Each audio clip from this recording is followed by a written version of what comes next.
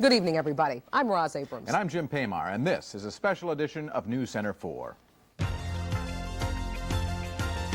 Now, from the Emmy Award-winning News Center for Northern California, this is News Center 4. Good evening, everybody. Late this afternoon, a federal court in Washington, D.C. reached across the continent and short-circuited PG&E's Diablo Canyon nuclear power plant. The decision keeps the $5 billion facility from going to full power until at least November. The full power operating license had been in effect for just a few hours when the court issued its decision.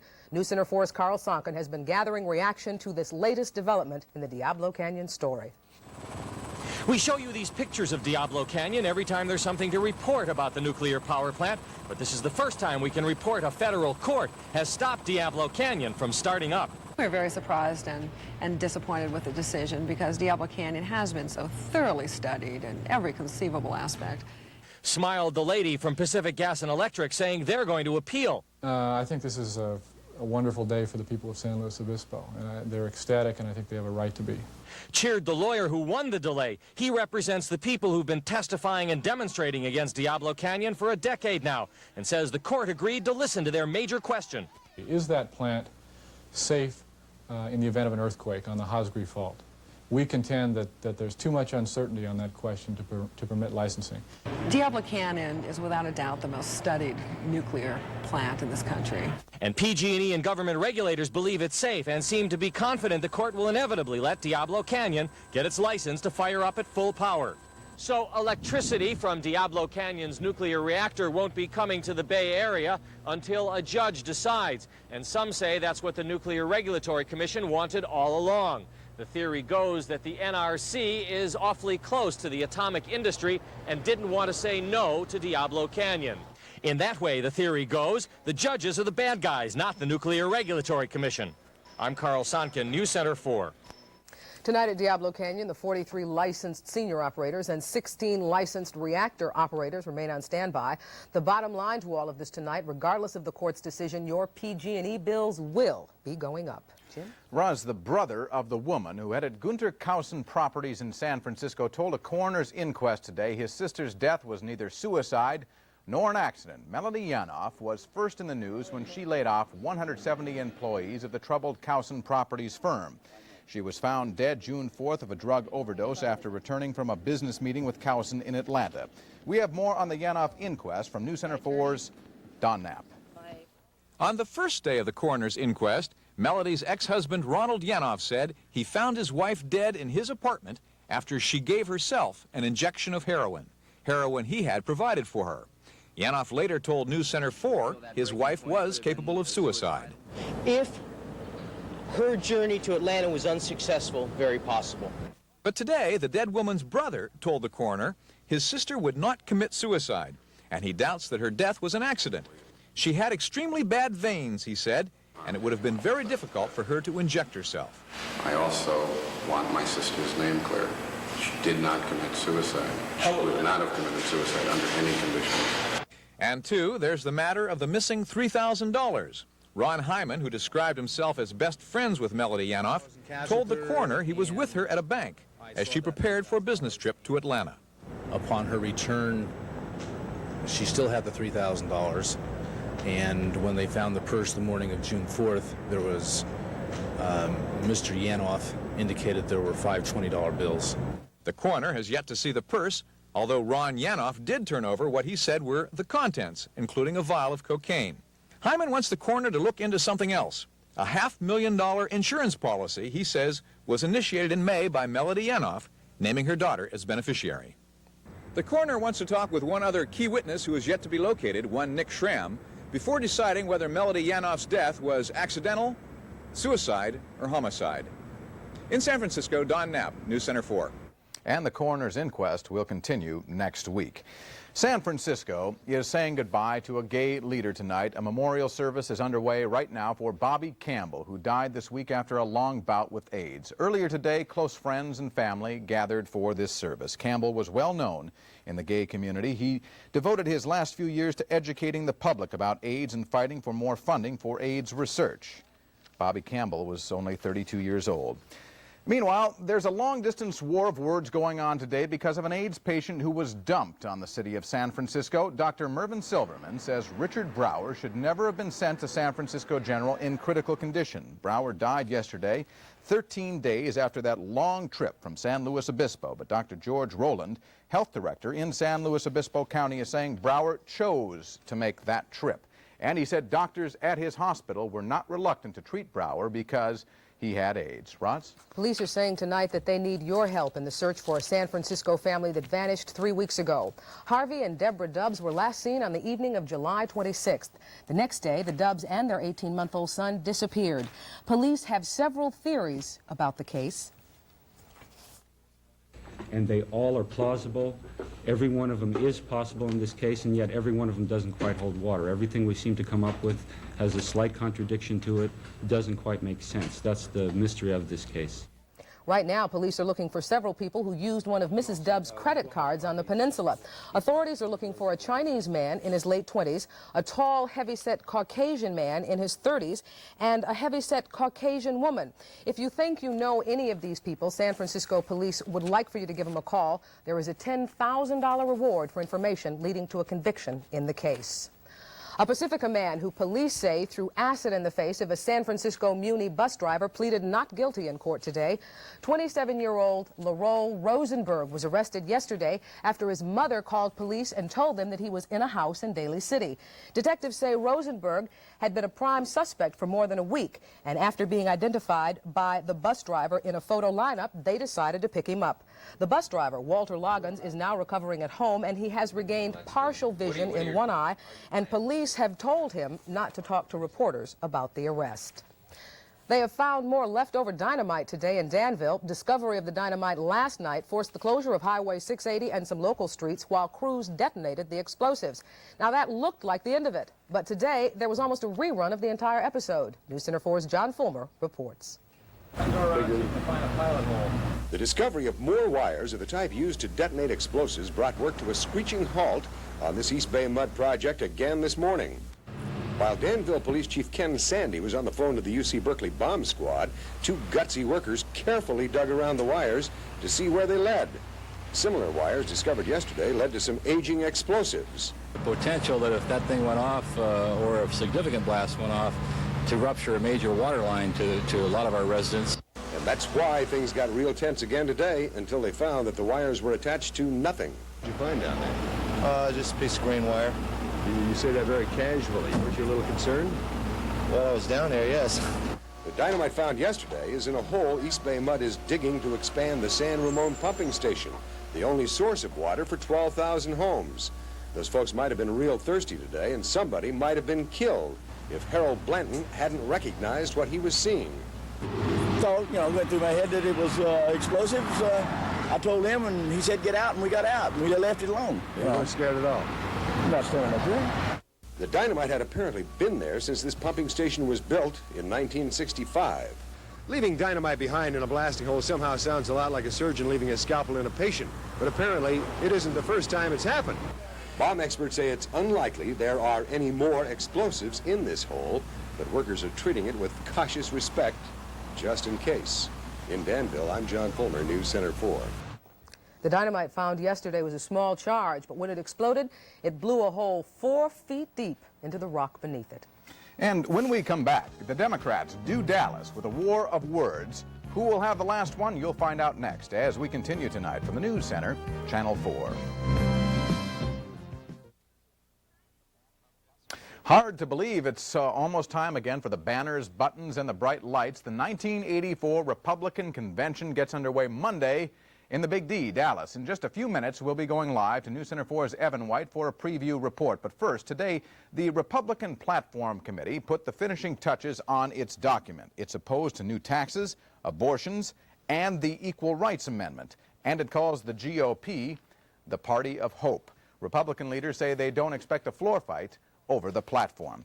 Meantime, Dallas is dusting off the welcome mat and getting ready for next week's convention, but News Center 4's Ron Regan says not everybody visiting Dallas is there for the politics. right off the bat, you can see something important is happening in Dallas this week. With the Republican National Convention in Dallas this week, you'd think all of this would be for the Republicans, right? Wrong. Is this a Republican city? This is the Olympics. Who gives a damn about the Republicans? The Olympics have come to town. Even President Reagan might not get this kind of reception. So, just days before the convention, turns out there is one group that can beat the president, the Olympic medal winners. They're so good at winning, they're offering advice to any politician who will listen. Get in there and just start flailing. That's what I would say. Just stay afloat. It's survival. I'm not too familiar with political stances that some of the candidates might have, but I would suggest that they probably shouldn't voice those opinions. So the parade here is for them, not the Republicans. And when Mary Lou Retton drove by, it was clear anybody would have a hard time upstaging these folks. What about President Reagan? You gotta start off with a splash, and you just gotta start stroking and never look behind, I think. And when you hit that wall, you can't hit it too hard, and you just gotta turn around and just head on back.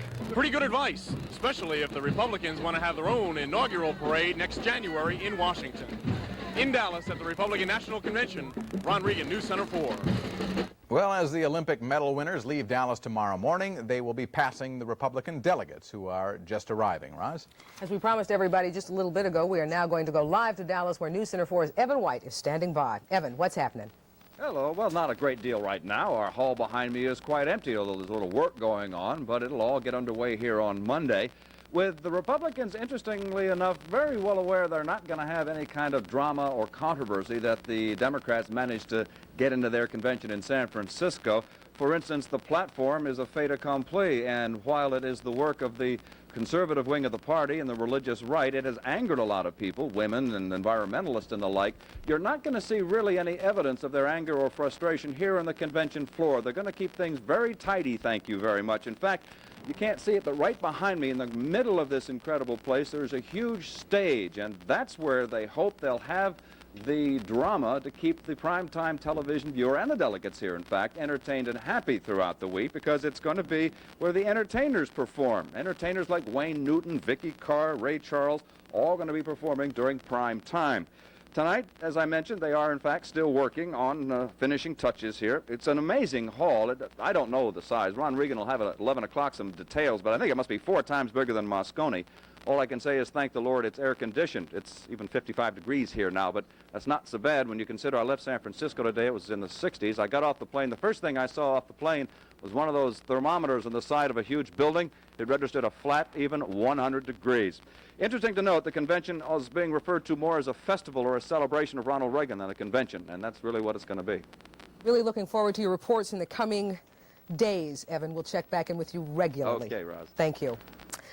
Needless to say, those delegates will not be fighting over who to nominate, but the fight between the Republicans and the Democrats is heating up. And News Center 4's Washington correspondent Kevin McCullough says the battleground is the TV screen. Central Valley Congressman Tony Coelho, who heads the Democrats' Congressional Campaign Committee, showed off the party's newest spots. He said they'll run on Dallas TV stations during the Republican convention and nationally on cable TV. Their theme, Slam the Republicans. Who do they think they're fooling? The Democrats say there's no relationship, but these ads follow right after a spot made by former Reagan administration official Ann Burford, slamming Geraldine Ferraro. Come on, Miss Ferraro. What are you trying to hide? The Burford spot was paid for by the National Conservative Political Action Committee, not the Republican Party. But the Republicans will certainly have their chance during the convention. There's a movie about Ronald Reagan due to be shown at the convention, and both parties are still arguing with the networks over whether it'll be covered on national TV. Kevin McCullough, News Center 4, the Washington Bureau. Needless to say, the live coverage of the Republican National Convention begins on Channel 4 Monday night at 6 o'clock. And next in view on this Friday night, we're going to find out how our weather looks for the weekend. Steve Newman up next as we continue tonight from the News Center, Channel 4. Senator Edward Kennedy and his 17-year-old son were hurt today in a car accident on Cape Cod. Police say a pickup truck hit Kennedy's car head-on today. Kennedy and his son Patrick suffered cuts and bruises, nothing serious. The driver of the truck has been charged with dangerous driving. Doctors are keeping young Patrick in the hospital for observation. As a precaution, Senator Kennedy was checked over at the hospital but was not admitted for treatment. And we're learning tonight that verdict in the John DeLorean case could have gone the other way. Some jurors say they felt DeLorean was involved in drug dealing, but said they voted their feelings and decided he was not guilty, saying the government trapped him. DeLorean, by the way, may face more court appearances here and in Great Britain because of the failure of his car company and allegations of shady financial dealings. DeLorean's wife, Christina, was a fashion model before all of this. Now she's getting a new job and maybe a new career. Starting in September, she's going to be a co-host of the morning television show AM Los Angeles. She'll work under her professional name, Christine Ferrari. Station officials say hiring her has nothing to do with the notoriety surrounding the DeLorean cocaine case. That I got a bridge I want to sell you. I hope she knows what she's getting into. That's all I can say. Television This business is not for the weak. Well, the weekend is upon us. It sure is. Please have good weather. Just because you want to drive down the coast. I do. We were going to give you a fog-free weekend, at least not very much fog along the coast. You should have a very nice drive, right? If you want to go inland to the State Fair, the opening day was today. It was 100 degrees in Sacramento, so take the bathing suits, trunks, you'll need them. San Francisco, at this hour, it's still 66 degrees. We had a warm day, dear friends. Oakland is still 70. Santa Rosa, 78. Concord, sweltering, 91. That temperature is about 45 minutes old. High temperatures today, it was 102 degrees at Livermore. Right now, we can still see San Francisco made it to 81. We'll probably be about that warm tomorrow, playing hide and seek with the fog along the coast, and a little sea breeze could cool us off a little bit. So we'll watch for that. On the national satellite picture, here is the one storm center, the major one we're talking about today.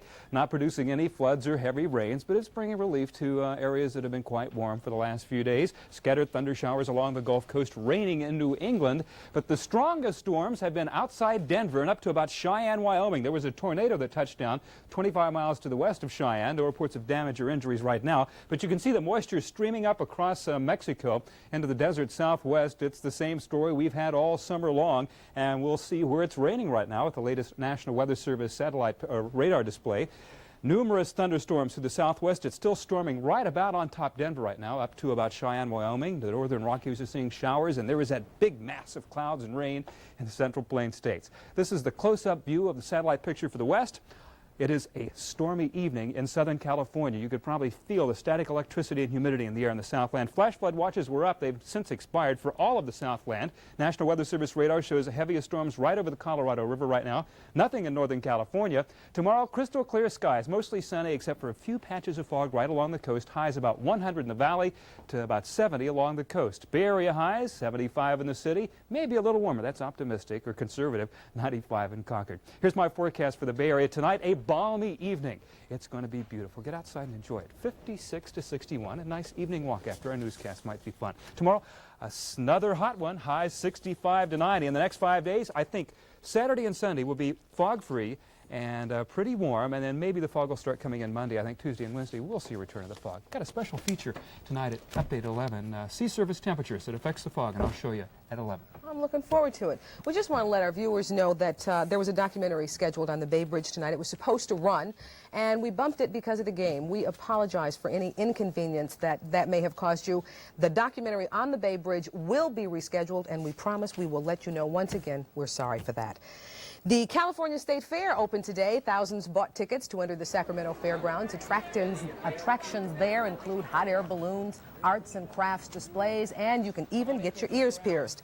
There are animals of all shapes and sizes and lots of amusement park rides. This is the 131st Annual State Fair. The fair runs through the 18th.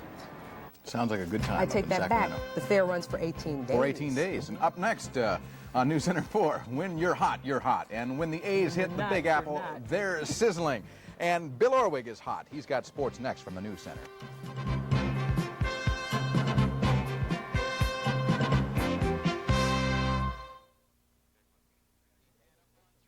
Well, in San Francisco, we don't have a team, but over in Oakland, we got a contender. Yeah, but let's not bring them back to Oakland because they've been hot. Play them on the road. Keep the A's on the road. That's the signal. With tonight's 7-3 win in Yankee Stadium, Oakland has won 7 of the 8 games they have played on this road trip, and they've also won 12 of their last 15 contests. They didn't waste any time tonight in showing the Yankees that they mean business, especially Dave Kingman. He's been in a kind of unknown lately. However, the single here in the first inning scores Ricky Henderson, give the A's a 1-0 lead. Watch this play. Davey Lopes, a made-to-order double play ball. Bobby Meacham leaves the ball. Watch this. Tries to get fancy. All that did was cost him a run as Murphy scores from third, 2-0 A's. Carney Lansford with some good defense for Oakland throws the runner out at first base. It has been 24 games. Dave Kingman has hit only 1 home run, make it 2. It looks like he's back, his 30th round trip of the year. He now has 99 RBIs. That put the A's on top by a score of 6-1. Lansford not only shining in the field, but at the plate. Here he is with a single that drives in another run. That makes his consecutive game hitting streak at 20. That's an A's record. Yogi Berra, here's how he feels about it. Watch this. Look at Yogi. Take that, Joe Brinkman. Joe Brinkman says you can have it back. You're out of here, Yogi. Also in the American League tonight, Minnesota beat Boston 6-5. And California lost to Baltimore by that same score, 6-5. So Minnesota now leads California by 2.5. Toronto beat Chicago tonight. That drops Chicago underneath Oakland in the standings. The A's now in 4th place. The Giants are playing the Mets at Candlestick Park tonight. Good news. No score. They're in the 2nd inning. And, you know, it didn't take Pete Rose long to assert himself in Cincinnati. He started himself at first base tonight against the Chicago Cubs. 35,000 fans on hand to watch 43-year-old Pete Rose. What does he do? An RBI single, his first team at bat. He had another RBI single. And watch Pete Rose. Here he is. Tell me if this is not vintage Pete Rose. Head first slide at 43 years old. And the Reds went on to win it, by the way, by a score of 6-4. You know, if the Cubs get into the World Series, this could be a real problem. You see, the Cubs don't have any lights in Wrigley Field. And when new team owners suggested a couple of years ago that they play night games, the fans revolted. The owners gave in, day games only. Now that the Cubs are contenders for the playoffs and a possible World Series berth, it could be costly to the other 25 team owners. The Network TV World Series contract calls for night games in prime time. If no night games, it will cost each team, get this, $700,000. And according to a politician who represents the Wrigley Field location, that's just too bad, baby. I'm really surprised that the network's trying to take our athletic teams for a ride. The Chicago Cubs today are the darlings of America. They are America's baseball team. More people see the Cubs play because they're an afternoon team, because they're a day team, than any other baseball team in the country. Okay, one possible solution, the Cubs play their night games in the World Series at Chicago's Comiskey Park. Fat chance the White Sox play there.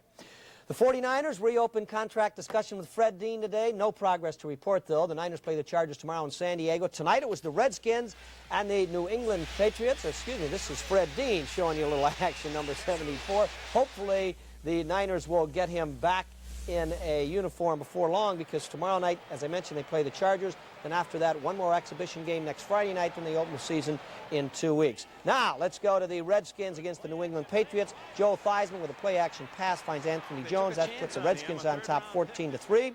Then from the Redskins' 1-yard line, Jay Schroeder tries to throw. Patriots Don Blackman picks it up. He almost scores, but Tony Collins takes it in from the 1-yard line to make it 17-17. Now, coming up, this is an all-USFL play. Tom Ramsey, former quarterback in the USFL, hits Greg James, a former running back in the USFL. James goes 40 yards for the touchdown. That put the Patriots on top by a score of 24-17. New England wins it 31-27. There is a 3-way tie for first in the PGA. Gary Player, who's 48 years old, is one of them. Cubbies have nothing to worry about. They're not going to make it anyway. Okay. You said it, Paymar. Lots of Cubs fans in this town. I know. It doesn't matter. They never finish first. Okay. Coming up just for you tonight, Wayne Shannon with a story about how the fur is flying in Nairobi. Just for you tonight, it's a dog's life, unless you're a cat in Nairobi.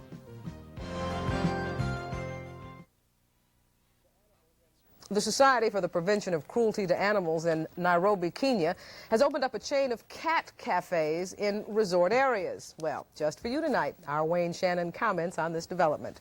Wayne. Thank you, Roz.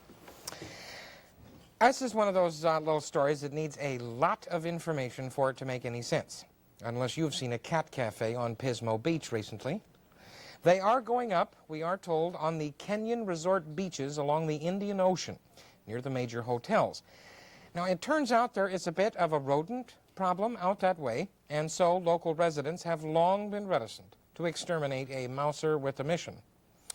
But it's still not that simple. The deal is they got a lot more cats than they've got rats. Why? The hotels. Tourists keep feeding these cats, which are everywhere, especially in open-air dining rooms and like that. So the SPCA has built these little thatched hut cafes for the cats, which the hotels pay the SPCA to maintain with food and water. The wrinkle in all this is that the SPCA then catches the cats, neuters and vaccinates them, and then returns them to the cafe. You talk about heartburn. This way, the cat population is under control, the rats are in as much trouble as they ever were, the locals are happy, and the turistas don't know from nothing. Now, does this mean that cat cafes may someday come to America? Not back east, anyway. I was in a Bedford-Stuyvesant area, New York, one night, saw 4 rats eat a bus. Ross, Jim? Thank you, Wade. Thank you. I'd like to know what Uncle Denzel has to say about these kinds of stories. He's not into rats. He's not into rats? No, Speaking sheep, of Uncle as I Denzel, understand it. Are you no, going to see him? Wayne's going on a 2-week vacation. That's right. I want you to enjoy it. And I'll I be want to back let everybody know the you'll 2nd of next month. The 2nd of next month. We'll be here, we promise. Where are you going? You can't tell. I'm going to take my oldest boy to Disneyland. Oh, you can't tell. Okay, sounds good. Thanks a lot, Wayne. Have a good trip. And that is the latest tonight on this special edition of News Center 4. For all of us here at Channel 4, thank you for being with us. We'll be back with late breaking news on Update at 11 o'clock. Have a nice evening. And take care. Okay.